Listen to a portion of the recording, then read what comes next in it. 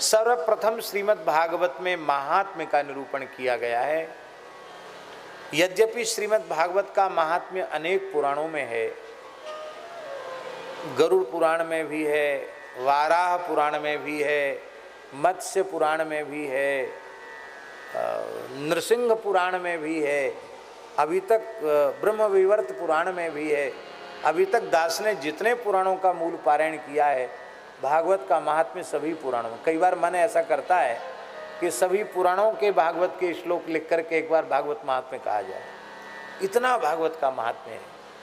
किंतु दो पुराणों में भागवत का विशिष्ट महात्म्य है, स्कंद पुराण में और पद्म पुराण में। स्कंद पुराण में भागवत महात्म्य 4 अध्यायों में है और पद्म पुराण में भागवत महात्म्य 6 अध्यायों में है। 4 अध्यायों का जो भागवत महात्म्य है उसका सार यह है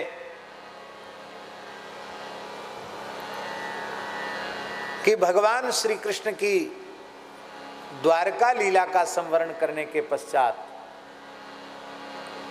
भगवद आज्ञा से वज्रनाभ जी ब्रज में आ गए थे। ये वज्रनाभ जी कौन है जानते हैं? भगवान श्री कृष्ण द्वारिकाधीश के पुत्र प्रद्युम्न जी, प्रद्युम्न जी के पुत्र अनिरुद्ध जी और अनिरुद्ध जी के पुत्र वज्रनाभ जी। भगवान के पौत्र हैं अनिरुद्ध और वज्रनाभ हैं प्रपौत्र। इनका नाम वज्रनाभ कैसे पड़ा? जिस समय वज्रनाभ अपनी माता के गर्भ में थे,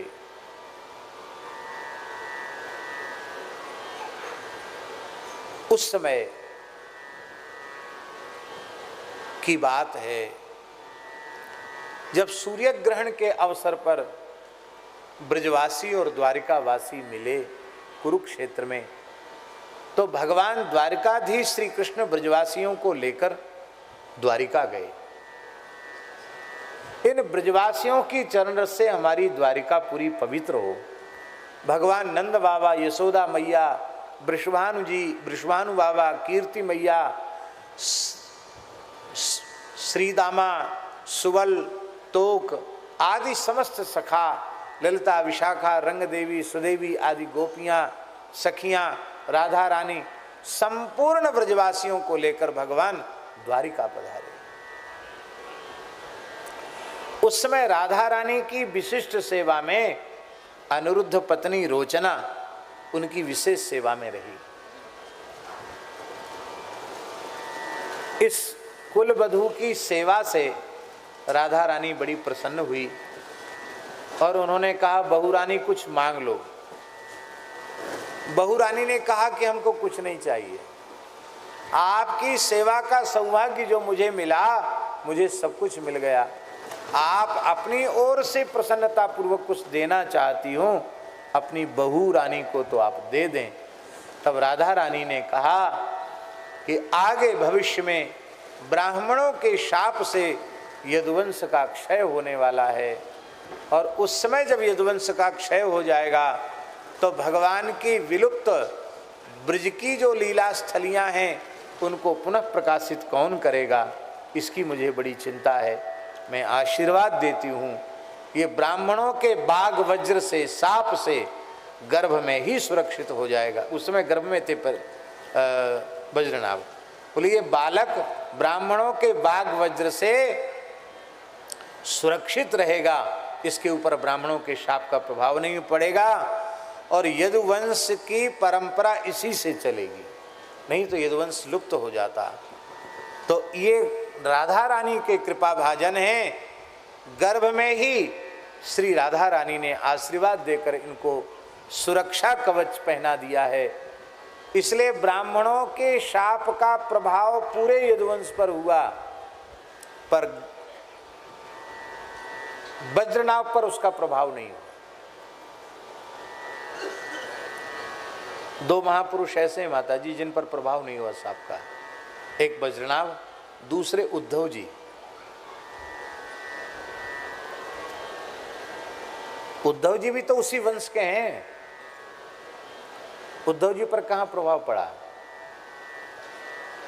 इसका आशय है कि उद्धव जी की सुरक्षा भगवान द्वारिकाधीश की कृपा ने की और वज्रनाभ की सुरक्षा राधा रानी की कृपा करुणा ने की।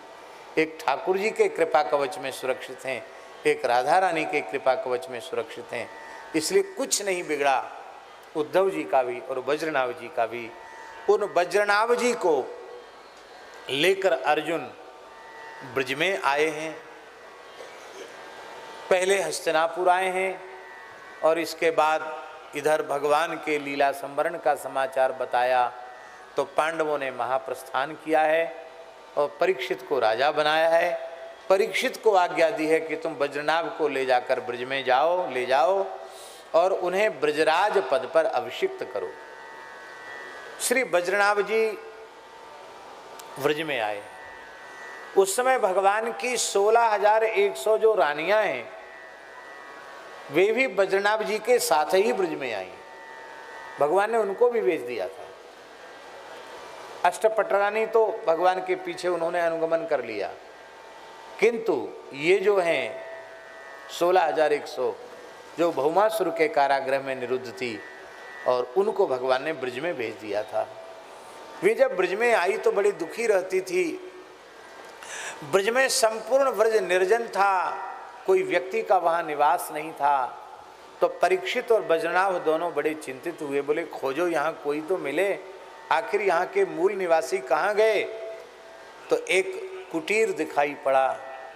आज भी हमारे वृंदावन में गोपीश्वर महादेव मंदिर के निकट वह स्थल है जहाँ वह किसी काल में कुटीर रही। इस समय तो वहाँ दूसरा मकान बन गया है।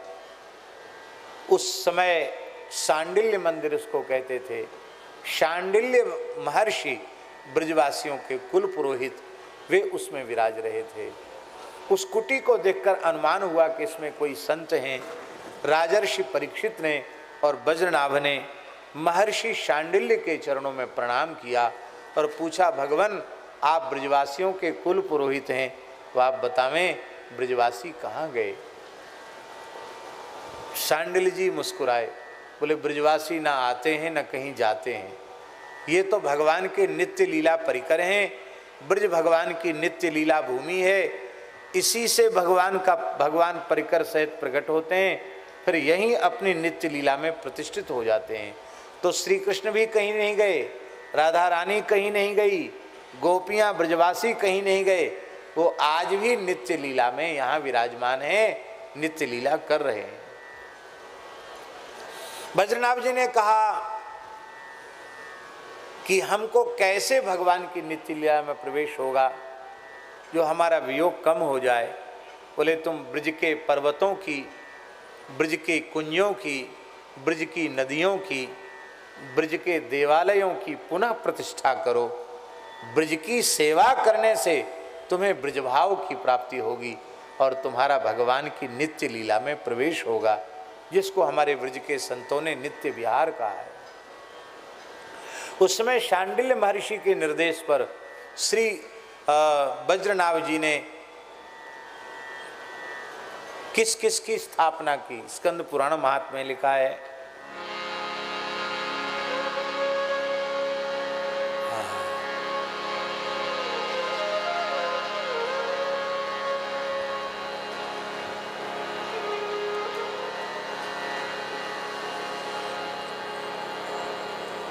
बड़ी सुंदर बात। गोवर्धने दीर्घपुरे मथुराया महावने नंदिग्रामे बृहत्सानौ कार्या राज्य स्थितिस्त्वया। बड़ा प्यारा श्लोक। शांडिल्य जी ने कहा इतने नगर तुमको बसाने हैं।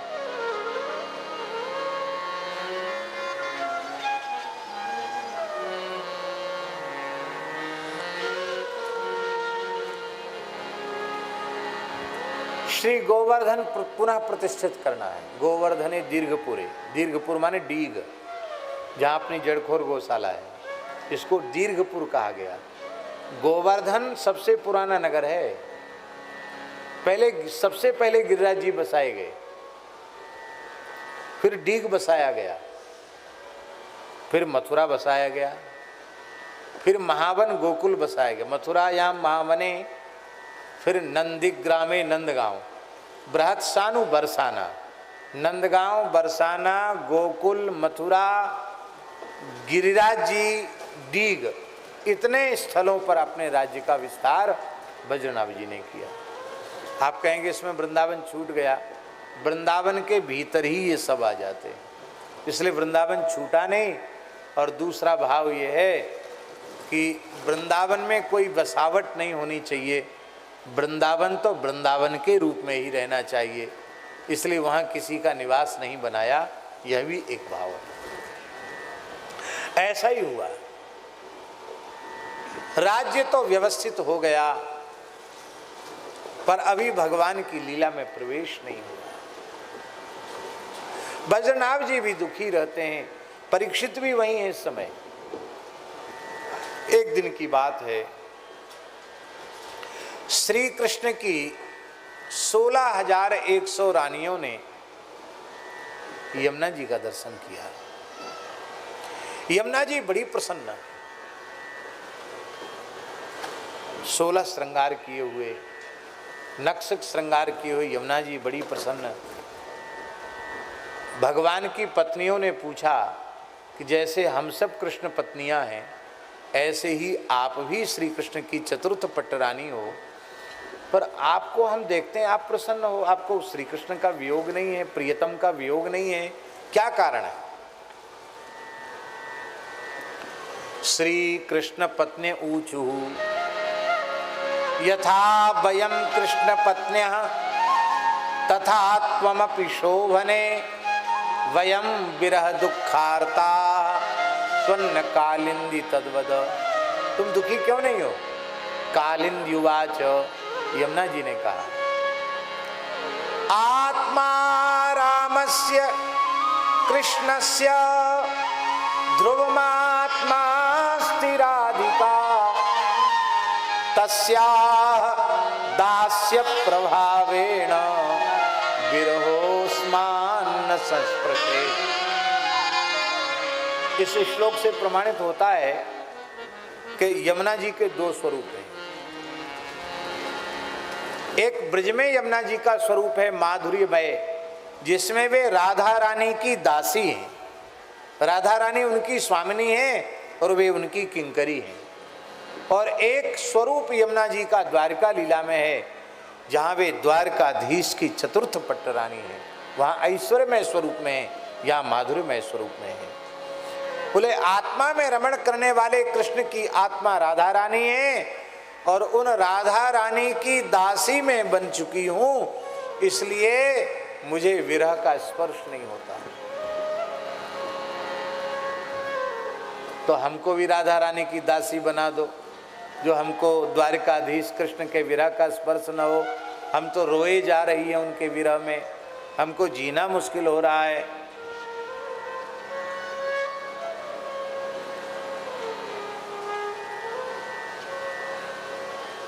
यमुना जी ने कहा उपाय तो है। क्या उपाय है? ये भागवत महात्म्य की माता जी सबसे ऊंची बात है। उपाय क्या है?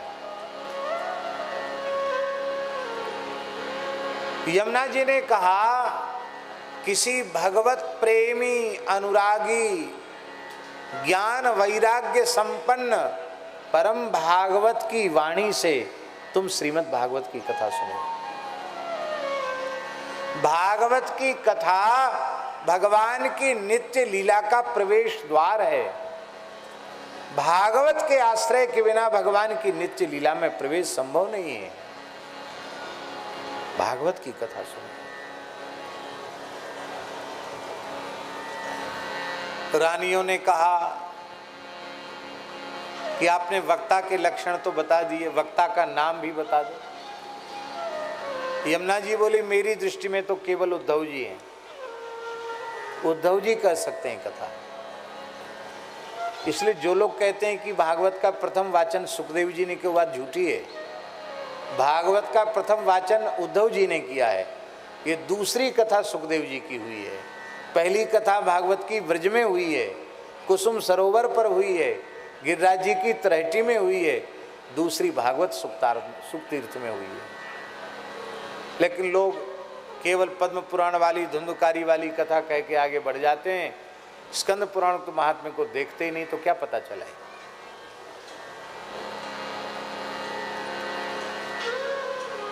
रानियों ने कहा उद्धव जी तो चले गए द्वारिका, उद्धव जी तो चले गए बद्रिकाश्रम भगवान की खड़ाऊ लेके, वो कैसे आएंगे, किसको भेजा जाए लाने के लिए। बोले उद्धव जी वहां भी हैं और उद्धव जी यहाँ भी हैं। यहाँ कैसे हैं उद्धव जी? बोले जब उद्धव जी को भगवान ने ब्रज में भेजा था तो उद्धव जी ने मनोरथ किया था, आशा महो चरण रेणु जुषामहं श्याम वृंदावने किमपि गुल्मलतौषधीनां या दुस्त्यजं स्वजनमार्य पथं चहित्वा भेजुर्मुकुंद पदवीं श्रुतिभिर्विमृग्याम्।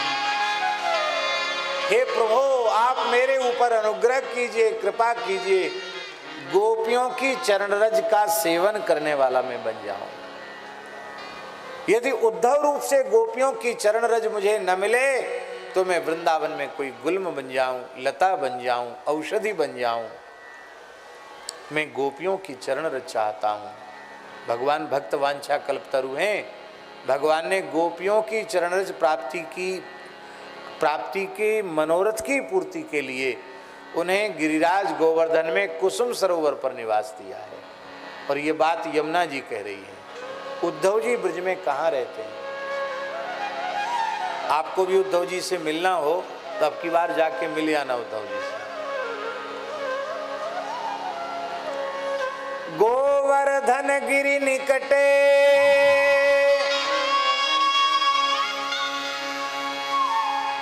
गोवर्धन गिरि निकटे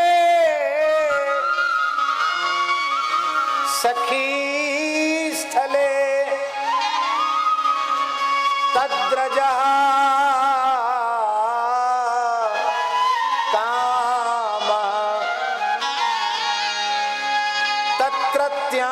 तत्रत्यांकुरवल्ली रूपेणास्ते स उद्धवो नूनम। श्री गिरिराज गोवर्धन के निकट कुसुम सरोवर में वहां के जितने वृक्ष हैं, वहां की जो लताएं हैं, वहां की जो घास है, वहां की जो गुल्म है, उस सब के सब उद्धव जी। और ये भगवान की नित्य रास स्थली, आज भी नित्य रास वहां होता है। हमारे पूज्य गुरुदेव कहते थे कि धर्म सम्राट स्वामी श्री कृपात्री जी महाराज जब भी ब्रज में आते थे, वृंदावन प्रतिवर्ष आते थे वो, तो गिरिराज जी जरूर जाते और कुसुम सरोवर जाते। उस समय गाड़ियों के सब जगह बढ़िया रास्ता नहीं थे, दूर गाड़ी खड़ी करके कुसुम सरोवर जंगल में स्वामी जी जाते थे, ब्रह्मचारी को अपना दंड दे देते थे और एक एक वृक्ष से लिपट लिपट कर कृपात्री जी रोते थे, एक एक लता को प्रणाम करते थे, एक एक वृक्ष को प्रणाम करते थे। वहाँ की रज में कृपात्री जी लौटते थे और रोते हुए कहते थे, आहा, इतने बड़े ब्रह्म ज्ञानी ने ब्रज में गोपियों की चरण रज प्राप्त करने के लिए इस स्वरूप को धारण किया है, स्थावर स्वरूप को धारण किया है। हे उद्धव जी आपके भाव को प्रणाम है। आलिंगन करते थे स्वामी कृपात्री जी। इसको कहते हैं शास्त्र वचनों में श्रद्धा। स्कंद पुराण में लिखा है, इसका मतलब वहां जितने वृक्ष हैं सब उद्धव जी, जितनी लताएं सब उद्धव जी, वहां के घास का एक एक तृण उद्धव जी है। वहीं चलो सब, वहीं कीर्तन करो। वैष्णव का प्राण है संकीर्तन। जहां संकीर्तन होगा वहां वैष्णव प्रकट हो जाएंगे। अब तो सब पहुंच गए वहीं कुसुम सरोवर के तट पर। मृदंग ताल ललितई लिखा है, मृदंग ताल ललित कीर्तन होने लग गया। इतना जोर का कीर्तन हुआ। कीर्तन में दो रस प्रधान होते हैं, एक शांत रस और एक करुण रस। शांत रस में जब तक कीर्तनकार स्थित नहीं होगा तब तक उसकी वृत्ति संयत नहीं होगी, इधर उधर भागेगी वृत्ति, तो भगवान की लीला का, भगवान के स्वरूप का अनुभव उसको नहीं होगा। और अब वृत्ति शांत हो गई तब आर्त स्वर में प्रभु को पुकारे। हमारे सौराष्ट्र की धरती के एक महान संत संकीर्तन सम्राट श्री प्रेम भिक्षु जी महाराज कहा करते थे कि कीर्तन नहीं, आर्तनाद। आर्तनाद, आप आर्त स्वर में नाद करो, प्रभु को पुकारो। अब तो सब कीर्तन करने लगे, थोड़े मोड़े कीर्तनकार नहीं है वहां महाराज। 16,100 तो रानियां हैं, बज्रनाभ जी हैं, परीक्षित हैं, पर प्रजा के लोग हैं, न जाने कितने ऋषि मुनि महात्मा हैं। इतनी बड़ी संख्या में लोग एक स्वर से भगवान को पुकारेंगे, कितना आनंद होगा।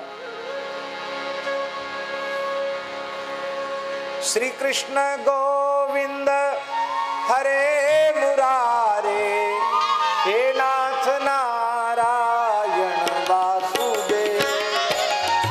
श्री कृष्ण गोविंद सभी गाइए, हे नाथ नारायण वासुदेव। श्री कृष्ण गोविंद हरे मुरारे, हे नाथ नारायण वासुदेव। श्री कृष्ण गोविंद हरे मुरारे, हे नाथ नारायण वासुदेव। श्री कृष्ण गोविंद हरे मुरारे, हे नाथ नारायण वासुदेव।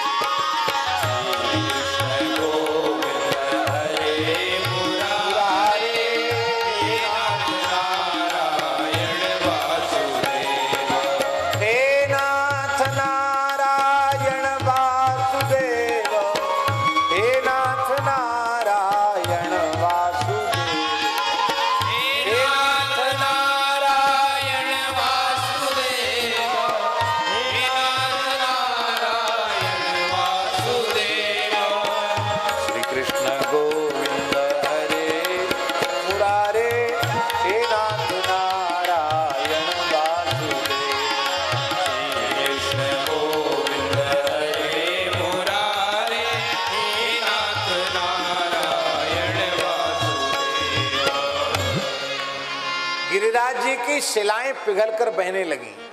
आप अब की बार जाकर देखना, कुसुम सरोवर में गिरिराज जी का दर्शन नहीं है। उस क्षेत्र में आप भीतर जाएंगे जंगल में, वहां गिरिराज जी का दर्शन नहीं, बहुत थोड़े थोड़े चिन्ह हैं। उसमें भाव यही है, कुछ संकीर्तन में गिरिराज जी की शिलाएं पिघल कर बह गई और लता गुल्म के मध्य से उद्धव जी प्रकट हो गए। बोलो श्री उद्धव जी महाराज।